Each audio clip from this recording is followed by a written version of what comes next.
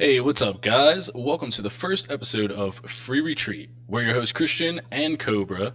And yeah, so we're starting this podcast just as a thing for ourselves, really. We both enjoy talking about Pokemon, and we've both been wanting to put a podcast together. So here it is. We're going to be bringing you all the news, the top decks, regional results, everything you can think of TCG wise. And we're going to throw in some other Pokemon stuff in there too, maybe VGC or just general community stuff. So, our first talking topic of today is Shining Legends. So, Shining Legends just came out, and there are a couple pretty good things that came out of it. Um, we do have Shining Genesect and Venusaur. This is going to be a great deck, in my opinion. I've been playing it a lot. Genesect's ability, once during your turn, you may move a grass energy from one of your Pokemon to this Pokemon. So you can use this with every Genesect that you have on the board. It's a great way to manipulate your energy and get it where you need it, and also maybe to conserve it. If something's about to get knocked out, you can just pop it right on the Genesect. And it's Gaia Blaster for 3 colorless energies. It does 50 base damage, and it does 20 more damage for every grass energy attached to Shining Genesect, which is very great and pairs up very well with Venusaur. That has an ability, although it is a stage 2, you're going to have to rare candy and put in a chunky line, but I feel that it's definitely worth it. For the ability Jungle Totem, each basic grass energy attached to your Pokemon provides 2 grass energy. Obviously, you can't apply more than 1 Jungle Totem at a time, but it still counts all of your grass energy as 2 energy. So, in theory, you could have you could max elixir a basic on your bench. That way, you have a grass energy on your bench, and then you could manually put a energy on Shining Genesect and use this ability to transfer that over. And I mean, you're getting basically 4 energy on Shining Genesect, allowing it to attack and also hitting for 20, 40, 60, 80, 130 damage without a choice band, which is crazy for a non-GXEX basic Pokemon. Cobra, what are your thoughts on this? Well, hi guys, by the way, I'm Kobra. Personally, I wasn't, I'm not a huge fan of a deck kind of revolving around shifting the energies. That's just not my play style. However, I can see why you would like it. I do see why it's gonna be good. At first, I was like, when people were like, oh, Shining Genesect's gonna be really, really good. No one was really saying why. No one was really pairing it up with anything just yet, because I don't think people had noticed Venusaur, like, as you know, when the early people who get to open up product early and get to see the cards early and whatever, they weren't really talking about Venusaur as much or right away. So I was kind of like, well, what are you going to put Genesect with? I mean, the basic, it's not a GX, so it's like, it doesn't have as much, HP for as good of an ability as it has. So it's like, it might not be able to keep up. But with Venusaur, I can see why it's going to be up there in the competition. I feel maybe not right away. It might take a little while, but I feel like, and I know you've been playing it, and you said that you have to work out some kinks in order for it to really, really, really be good. But right now, you can see its potential, and I think it'd be one of the top decks of 2018 if someone can figure out, how to perfect it really. So, yeah. Exactly. I feel like that's the key with every kind of deck, at least in the meta format right now. I mean, like, you can go out there and play Gardevoir, you can go out there and play, Metagross or any of these other top tier decks, and it's all really about how you put it together and how you make the deck mesh well together. And with Shining Genesect, I think that it is very great with the energy acceleration that it offers. The only downside to it, I actually see 2 downsides to it. Getting your Venusaur trapped in the active is kind of a pain in the butt. So, I mean, you generally run 3 Guzma in a deck like this. I was thinking about 4 and maybe some Floatstone, because Venusaur does have a retreat cost of 4. And the other Wow. thing that I've seen about this is it's all grass, obviously, besides your Tapu Lele. So the fire matchup is going to be horrible. So my first thoughts were, okay, either Tekken a Bulu that doesn't have a weakness at all or resistance, or you could just run an Arachnid line in this, considering there is a grass Arachnid coming out, and that turns off. It doesn't allow any of your opponent's fire Pokemon to attack at all. So they pretty much, if you're going up against Volcanion, you're pretty much just trying to take out those Lele's, and then I mean they have nothing else to do but scoop. What is this Iraq going to do? It shuts off. If it has to be in the active in order for it to be shut off, the fire attacks. I believe that it's just a ability that is there, even if it's on your bench. Let's Then that's pretty good then. yes. Let's just take a look here real quick, just to verify that. Yes, water bubble. Prevent all damage done to this Pokemon by attacks I by was your gonna say, opponent's fire yeah, Pokemon. Okay. Yeah, that would have been that'd be super kind of busted. OP if it Yeah. was. I don't know what I was thinking. But hey, you could still do that, stall them out a little bit until you get those grass energy up and Gizmo up a Genesect and take out whatever their biggest threat is. I don't know, it's just a couple thought ideas that I had, but I do believe that Genesect is going to be a great deck in the future. Um Yeah, so definitely next year's rotation for sure. Not yes. rotation. Next year's can't think of the word. You know what I'm saying though. Worlds? Format? I don't know. Like I said, you're gonna have people. We're really gonna have to like figure out how best to, because if everyone's playing, like, look at how everyone's playing Gardevoir right now because it's popular. Whoop-de-ding at One World. Like, if this deck gets popular, it's super easy for people to go to competitions and just bring all these fire decks that are just gonna like destroy you in like a few turns because you can get set up with Kiawe and whatnot. Yeah. So it's like there has to be something, and might even have to wait for like the next set, Yeah, like yeah. SM5 or whatever for something to come out that would really benefit. But as far as like leagues and like regionals, yeah, I think this is going to be a deck that shows up quite a bit. But if, like I said, if it gets a standing, then people are just going to easily counter it. So Exactly. All right, so let's get on to our next Shining Legends card. Take it away, Cobra. and I'm really excited. I've been super excited about this card. And I traded so much for this card. Ugh, I have too many Zoroarks. Anyway, what we're going to be talking about today is the Zoroark GX, which came out in Shining Legends. It is a stage 1 with 210 HP. And why I'm so excited, why everyone has been looking forward to this card, is because its ability. It's called Trade. It says once during your turn, before your attack, you may discard a card from your hand. If you do, draw 2 cards. So that's pretty good. I'd say you're down. You have 1 or 2 cards in your hand. You can't find that N. You can't find that Sycamore, or they're not ending. So you're not getting the draws you need. It's like, okay, got a Zoroark on your bench. If it's not your main attacker, wherever it is, you can use this ability, and you can get those 2 cards. So it's like you can find that supporter you might need to get a knockout or to get the more cards you need, et cetera, et cetera. And what makes this ability, in my opinion, OP, is that there's a supporter from Guardian's Rising, and her name is Mallow. Mallow lets you search for your deck for 2 cards, shuffle your deck, then put those 2 cards on top of it in any order. So if you have Mallow in hand, and you got a Zoroark, either, like I said, on your bench or in the active, you play Mallow, you get the cards you need, either maybe to evolve let's say you have to evolve a Wimpod to a Golisopod, you have the energy, and then you have a Floatstone on the Zoroark that's in the active, use Mallow, trade, Floatstone out once you get your Golisopod evolved and do your first impression. That's how I've been playing it. As I've been telling you, I've been playing a Golisopod Zoroark deck because of this insane flow of it. And what you also want to play with a deck like this is the Zoroark from Breakthrough with the stand-in ability. Stand-in allows you to, once before your turn, before your attack, if this Pokemon is on your bench, you may switch this Pokemon with your active Pokemon. So it doesn't matter what you have up there, whether it's a Tapu Koko, a Lele, a Zoroark, another Golisopod, whatever.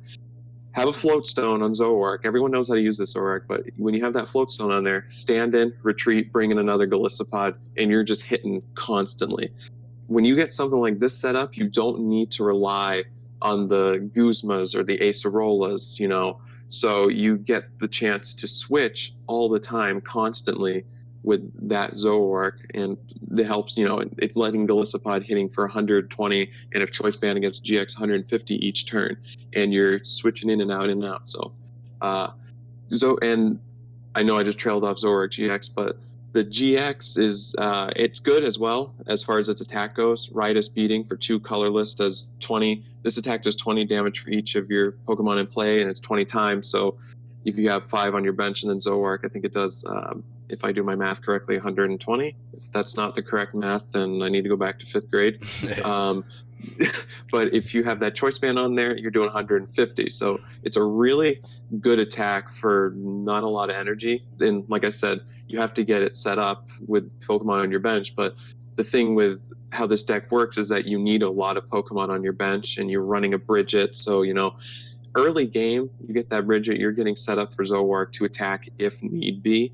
And its GX attack is it's for 2 dark energy. It's called Trickster GX, and it's choose one of your opponent's Pokemon's attack and use it as this attack.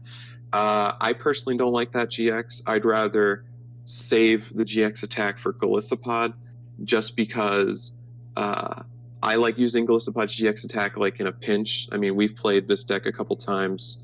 You played against me with Golisopod a couple times, and I do like to use the GX. I'm not first impressions, it's main attack, but it's super easy to find and to get a Golisopod set up with a grass and 2 colorless, and then do the 150 or 180.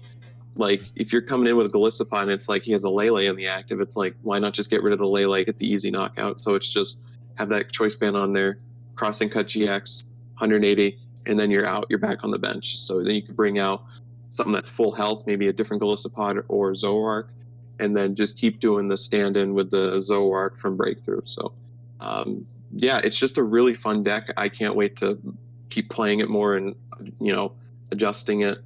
And I think this Golisopod variant will show up a lot as well. Once I believe it became legal to use Shining Legends as of today, right? Yes, it was. It is today. I actually went to a tournament last night, and I called up the place, and I was like, "Hey, Shining Legends legal there yet?"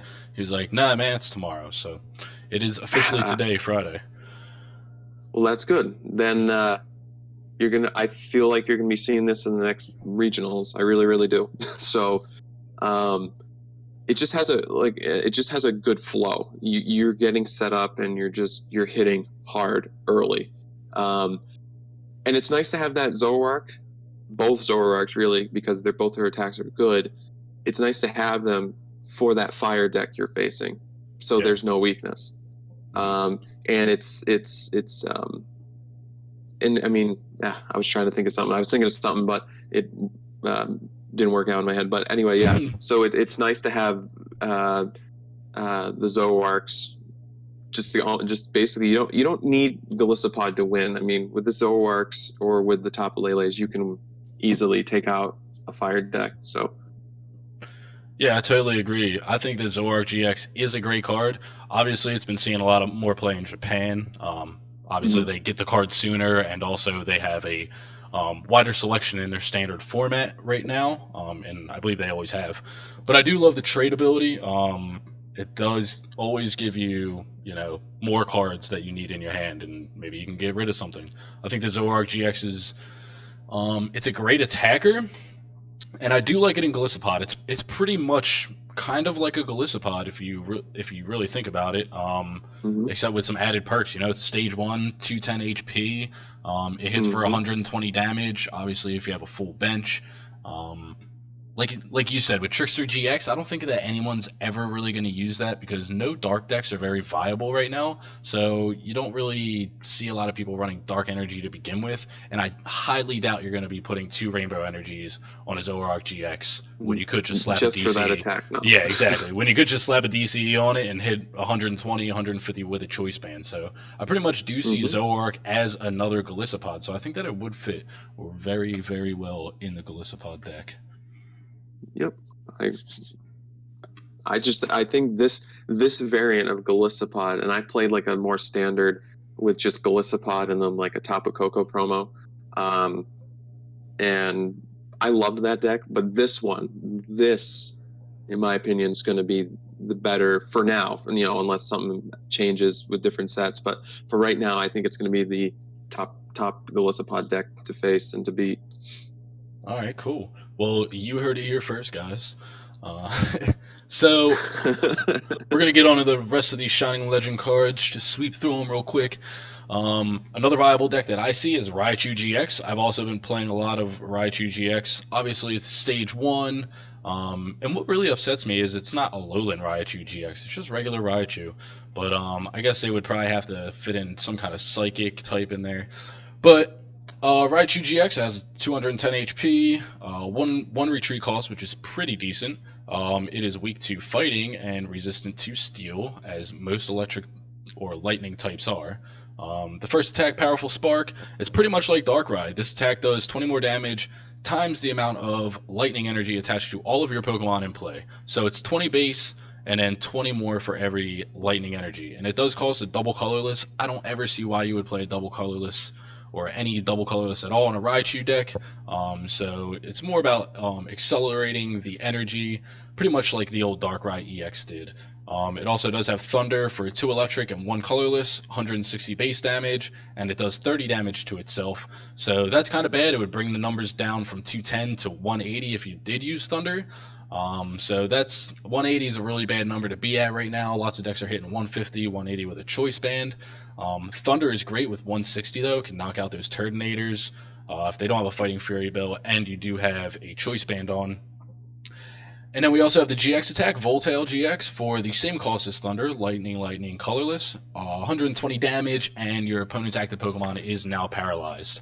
So I think that Raichu GX is a very viable deck. It's a lot different since I've sat down and I've actually thought about, okay, let me think about the old Darkrai EX build. Okay, now let me look at the cards that we have now for lightning types with Raichu. And it is kind of different. Back in Darkrai, we did have the Evital, and I believe that attached 2 energies from your discard, as opposed to the new Raikou that does the same thing, but it's only getting 1 energy from your discard. I may be mistaken there, but I'm pretty sure that the Evital only, or took 2, and the Raikou only takes 1. You can use max elixirs in this deck. Obviously, you would have to use them on your Pikachus. And I've seen other people, there's kind of 2 main ways to work with this Raichu GX deck, and that's to put in the Electrode from Evolutions and use its ability to pretty much give you 40 extra damage per turn, but you have to knock it out and give your opponent a prize, which is a downside. And then we also have the Magnezone route, and that's a stage 2, so it's going to be a little bit harder to get that Magnezone out, but it does have an ability where it allows you to attach as many lightning energies to your Pokemon as you want, as long as Magnezone is on a field and there is no ability lock. So that's pretty good, but then I feel like you're going to be clunking up your deck a lot, trying to get those electric energies. There also is Clement from Generations. I actually just seen that the other day, and that allows you to take, I believe, 5 lightning energy from your deck and put it into your hand. So that could also see some play in this Raichu GX deck. I've been playing the Electrode version. I haven't tried the Magnezone version. I feel like it might be a little too clunky, and so yeah, I enjoy it so far. What do you think, Cobra? I like it. It's like you said, there's a lot of potential for it to be clunky though. Mm-hmm. I'm just looking at what it does right now as well. And it does kind of stink that it does do an attack that damages itself. I've never been a fan of those. So yeah, personally, I wouldn't play something. So the stuff you're talking about is what you're going to be playing. I'm going to be playing the stuff I'm talking about. yeah. I'm just staying away from Raichu. Thing is, though, I mean, there's not a lot of fighting Pokemon out right there, or like the fighting type. So it's not a lot of weakness. However, it's really simple and really easy to tech in a Marshadow. So, I mean, if Raichu becomes viable, Marshadow will become viable. It's like people are kind of waiting for, and I've been kind of waiting for Marshadow to kind of be more than just kind of like a shiny card. Yeah, he hasn't really seen any competitive play. Potential, so it hasn't, and I think it had potential. It's just kind of like we've been waiting for electric decks to get good. Just like for a long time we were waiting for grass decks to get good, and now we have Golisopod and then Genesect Venusaur potentially. So, I mean, its resistance to metal type is good. Playing this against a Metagross deck is really good. So, it has a retreat cost of 1, which isn't bad. So I like the card. It's not my play style, but I think you're right. I think you just got to find that balance of, if you want a bunch of Pokemon to accelerate energy, or if you just kind of want to play the Clements to get the energy in your hand and just kind of keep attach. Yeah, this is totally true. And one more thing about the Thunder, you could also attach bodybuilding dumbbells, and you use one Thunder, then you're down to 220 HP, which is 10 more than what you had. It's a little bit harder number to hit, but that's if you choose to run the bodybuilding dumbbells in your deck. I didn't even think of that. Okay, that's not bad though. Okay. All right, so our next card is Shining Mew, and this card, I've seen a lot of hype for it, and people are, obviously very hyped for it. I'm a little iffy on it. I don't know. Sometimes cards come out, and you're just like, I just got to sit back and see what people do with this card to actually see how it operates in the current meta. But a quick basis on Shining Mew. It's a basic Pokemon, obviously, has beautiful artwork. It has 30 HP. A retreat cost of none, so it is a free retreat Pokemon. It's not bad, but the 30 HP really stinks. It's weak to Psychic, as most Psychic types are, resistant to nothing. And we'll go over the first attack, which is basically never going to be used. Beam for 10. I mean, not much to say about that, but it is going to be used for its legendary guidance attack, which is 1 Psychic. And it states, search your deck up to 2 energy cards, and that's not basic energy, so that can be a special energy, any kind of energy from your deck, and attach them to your Pokemon in any way you'd like, then shuffle your deck. So you could just pop 2 DCEs on a Lele, and that's 80 damage that you're ripping right there. I really like this card only for the fact that it doesn't state basic energy and that you can take any energy from your deck. So if you need that, if you're running Golisopod and you need a rainbow energy for something, if you need a DCE to hit those numbers in a Gardevoir deck, it is very crazy. The things that I do not like about this is that it's an attack. So there's a plus and a flip side to that. So you're going to attack with this, put the energy cards down, and then it's going to be your opponent's turn. So your opponent, you don't really want to use this early game, because if you just have a Curlia and you pop a DCE on it or whatever the case may be, those Pokemon are going to be more prone to be knocked out by your opponent's Pokemon. Say they have a Guzma in hand or something. It's all about really denying energy.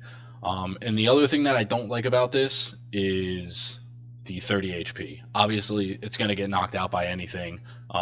You could honestly donk somebody if they can't get anything else on their first turn if they start with a Shining Mew. So yeah, I'm semi-excited to see it, but like I said, I'm going to be sitting back and seeing what other people do with it, and then I'll make my decision from there if I would like to include it in any of the decks that I'm currently running. What do you think, Kobra? I don't like it. I mean, yeah, it's attack, the search your deck for up to 2 energy and attach them. That's great and all, but it's just like, I mean, it's not early game worthy. And it's like, I don't know. I don't want to waste an Ultra Ball looking for a Mew. I don't want to waste a lot of cards trying to get a Mew out, or to, if it was an ability, I feel like they would have made it search your deck for up to 2 basic energy and attach to your Pokemon anyway, and that would have been the perfect card. Yeah. Obviously, people could just easily Guzma that out still, but I mean, it's like your Raichu deck. I mean, this might be a good way to get the energy you need on it quickly. Yeah. Well, also with counter with counter energy coming out, it's going to be absolutely ridiculous, because potentially you could just put Shining Mew up there. Say it's a 6-6 prize game. Put Shining Mew out there, use a legendary guidance, and pop 2 counter energies on your Pokemon, say in a Genesect deck.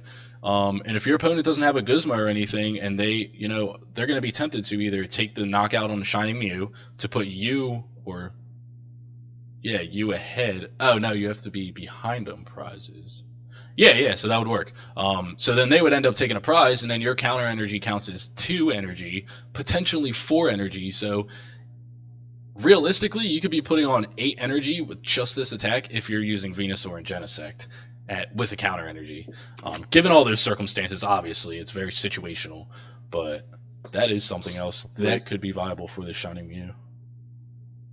That's true. I could see that. You're the one that has to test that though. I'm not touching No, this card. like I said, I'm gonna sit back and see what's up. Counter Yeah, energy I'm sure isn't. someone will figure out a way to use it properly, but Yeah, I don't know. It's not. It just seems like it's taking up a spot to yeah, me. So yeah. I definitely hear you, man. All right, well, let's get on to our next and final Shining and Shining Legends Pokemon. which would be Jirachi. Now, my buddy Pokeball, when we first saw this Jirachi, he started talking about it. He's like, oh, it's going to be a great card. And I'm looking at it, and it's a basic Pokemon with 70 HP. Psychic type, so it's obviously weak 2, Psychic times 2. No resistance, retreat cost of 1, which sucks. And then, so for 1 Psychic energy, its attack is Stellar Rain for 10 whole damage. But this is what it does. If your opponent's active Pokemon is an evolved Pokemon, devolve it by putting all the evolution cards on it into your opponent's hand. So, I can see why this could be good. Just straight up devolve a Gardevoir, devolve a Metagross, put him back to a Beldum or to a Ralts. I mean, even just whatever Pokemon, Zoroark back to Zorua, Golisopod back to Wimpod. But mainly people have been talking about it for the stage 2 decks that are in the top meta right now. Obviously Gardevoir. Reason I don't like that is because it's only 1 Pokemon. And it's like it's a weird balance of, it's really bad because it's 1 Pokemon because you have Espeon EX, but it's really good because it completely screws up a whole Pokemon, Yeah. But the thing with the Metagross decks are, you're with like Espeon, it's a Miraculous Shine for 1 colorless, and it's devolve each of your opponent's evolved Pokemon and put the highest stage evolution card on it into your opponent's hand. Now, obviously, if with Metagross you need like 3 or 4, right? Because of what is it? What is his ability? Geotech system, isn't that what it's called? Something like that. Yes. And you're, because you're shuffling energy all around from your discard pile and whatever, and then like just hitting hard, and then just keep switching them out and hitting hard after you use that again. So I like Espeon for that, but then again, it's like you're just putting all the Metagross back. You still have a setup Matangs all over the place, and you're just slapping the Metagross back down. So I can see why this is better, but at the same time, Espeon, it's an EX obviously, so if it gets knocked out, it's 2 prizes. But I mean, it can take a few hits or a hit or 2. Shining Jirachi can't take a hit from the Pokemon that you want to get rid of, because if they have the Gardevoir set up, they have the Metagross set up, it's like, oh great, you devolved one of them. Bye Jirachi, you did your job, because it's like they'll just evolve back into a Kirlia or to a Beldum, or heck, they even have a rare candy again, and they're just slapping it and they're back to where they were. So it's good, but I think there's quite a few ways to get around it. So I mean, I don't know, because with Metagross, you're setting up really quick with Bridget, having all the Beldums on the bench right away. You just keep evolving with either rare candies or just hard evolving, and I don't know. I just don't like it. Again, I'm pretty picky, and you guys can obviously see how I like to play this game. And I'm still relatively new, so maybe I'm not giving it as much thought as I can. But I mean, I've really looked into it. I've really been thinking about it.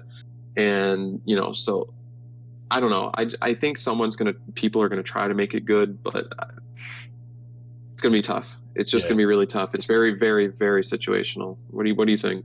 Yeah, no, I definitely agree. It is a very situational card. Right now in a metagame, I think there are a lot of sniping decks, such as Ninetales, things along that line that do tech in the Espeon EX, just to spread the damage and then devolve and take the easy knockouts. I even ran an Espeon in my Metagross deck, which was probably a bad choice for Connecticut regionals. But yeah, I like Espeon for some reasons, and I like Shining Jirachi for other reasons, and I think it's really a balance. One downside with Shining Jirachi is you do need to use a Psychic or Rainbow Energy on him to be able to use his attack, as opposed to Espeon EX, where it is a colorless. You could slap it in any deck, and off to the races. Um, with Shining Jirachi, I think that it is better against decks that they against decks that hurt more when one of their lines is taken away, such as like Metagross. So if you were playing against a Metagross deck and you've seen, okay, they've used all their rare candies, and they have either the Metang's already in play or a Metang in a discard, whatever the case may be, and you know that they can't get back up to that other Metagross, you may want to. It would be better to use Shining Jirachi to get rid of that Metagross completely. That maybe got rare candied, where they're not going to be picking up a Metang, the stage 1 that they need to get back up to that Metagross, and that'll hurt a Metagross deck really bad. Or as opposed to sniping decks where you're spreading damage to stage 1 Pokemon, and like Golisopod, where Wimpod does have 70 HP, but Golisopod has significantly more with 210 HP. You could spread that damage around to all these Galisopods and then use Espeon EX to just evolve them all, and then they have no more Wimpods to work with. So I do think that it is very situational, and I'm curious to see how Shining Jirachi is going to fit into the format, and if it is going to replace Espeon. I want to point out something real quick. With the reason I still feel Espeon will stick around is because, like, let's say you're playing Tapu Koko and you're putting the damage on early with Flying Flip doing 20 to everybody, and they're evolving. If you get enough damage on it, you just throw. If you can throw in Espeon after, like, let's say, shoot, I don't know how much base damage does Beldum have. Probably like 60 or 70. Yeah, okay. 60. So if you're just hitting them, just keep hitting them, and once they evolve, make sure you have about 60 on like 2 or 3 of them. Then you bring out Espeon, and then you de-evolve everybody for the knockout. Yeah. So, well, they would have to rare candy for that. What's that? Sure. Yeah, if you wanted to get down to that's where like the whole situational part comes in, because Espeon only devolves 1 level, so it would go down to a Metang that has 90 HP as opposed to a Beldum that has 60. So I feel like that's where that's it is the situational. thing. Like, you can de-evolve it early if they're not, because you're not going to get rare candies all the time. I've seen a lot of times Metagross deck, they seem to always have to hard evolve 1 to 2 in every game I've kind of watched. So it's getting rid of a potential Metagross, because that energy shuffling is really ridiculous. It's really annoying. I hate it. Yeah. I don't hate it like it's bad. I hate it like I hate playing against it. Yeah. Yeah. So and that's all. But then again, that's also where Jirachi is the situational. Like, this could be better because, but then so it's just, we're gonna have to see. It's just, there's a lot of these cards in this set, in my opinion, other than Zoroark, because I think there's more of a place right away for Zoroark, and not just a Golisopod deck. I'm sure there's my friend Danny from Dead Draw told me of another deck, but I kind of just threw in with Golisopod right away because I'm like, oh, Golisopod, yeah, I don't have to switch my deck up that much. Yeah. But yeah, so a lot of this, and just in recap, you just got to figure it out. That's with every new set, but it's because there's a lot of different cards that are trying to replace some things. So it's like, you just got to find that what works best for you, or what works best against what's in the meta now. So yeah, no, I totally agree. All right. Thank you guys so much for listening to our attempt at a podcast. I think we did okay. We kind of rambled on quite a bit on a lot of the stuff we feel is really good. We basically just went over the staple stuff from the set, because in our opinion, the rest of the set is insignificant, other than it has cool looking cards, all the shinings and whatever. But this is the stuff you're going to want to keep your eyes out for, the stuff you want to play. So yeah, I think we did good. What do you think? Yes, I do think we did good, and I'm very excited to get this next podcast rolling. I'm enjoying this already. It's great. Talking about Pokemon Exactly. There's nothing better. It's just two guys. Exactly. Just two guys who met the other day. Just were like, screw it, we're going to talk about Pokemon. So yeah, thank you guys so much for listening. This is going to be posted here on my YouTube channel, Master Kobra. Link to our SoundCloud is going to be in the description down below. That's kind of where we want it to go. We don't really want a podcast to be on YouTube. We want the podcast to be on a podcast site. Maybe another site in the future, depending on how this goes. It just depends on what you guys think. I don't know very well how SoundCloud works, if you can leave comments or not, but if you can, do that over there. If you can't, do it over here. Do it on both. Tell us what you think. I love having conversations with people on just opening packs. So we just discuss things. We want your thoughts on each thing we discussed. So yeah, that was the Free Retreat podcast. And we are going to be trying to do this. I'd say every other week. I think that gives us a time frame to research and to just talk amongst ourselves, get our thoughts collected, so we're not rushing this. So every other week there will be a new Free Retreat podcast. So thank you for watching episode 1. This is Kobra and Christian. You have a good day.